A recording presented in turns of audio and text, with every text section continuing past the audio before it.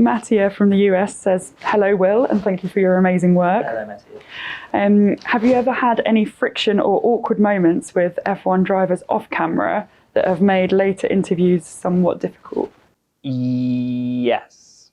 Sometimes you'll ask a driver a question, they won't like it.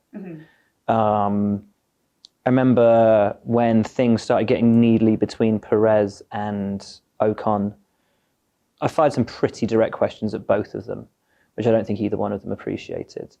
But I talked it through with them and we were good.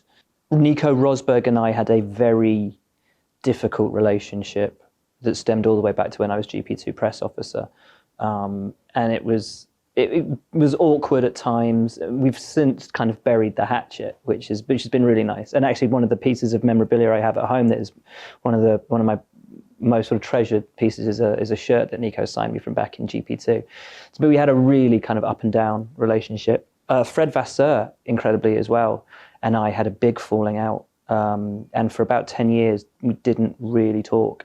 And just recently, within the last sort of 3-4 seasons, again we've buried the hatchet, and Fred is one of my very favourite people in the paddock, who I love to pieces and will make me laugh like a drain. But it's, you know, when you spend 20 years around the same people, it's like boarding school, but constant, and traveling the world and being knackered at the same time. You know, you're on top of each other for 25 weeks, including testing and everything else of the year. So you can't all get along all the time. You're going to fall out. You're going to rub someone up the wrong way. They're going to rub you up the wrong way. You know, you've got to try and keep everybody on side doing the job that we do.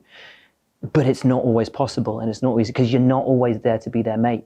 Well, you're not full stop there to be their mate. You're there to sometimes ask the difficult questions. And that's quite difficult, is getting that line right, of being open and amenable and friendly enough that, you know, they know that you're not there to do them over, because you're not.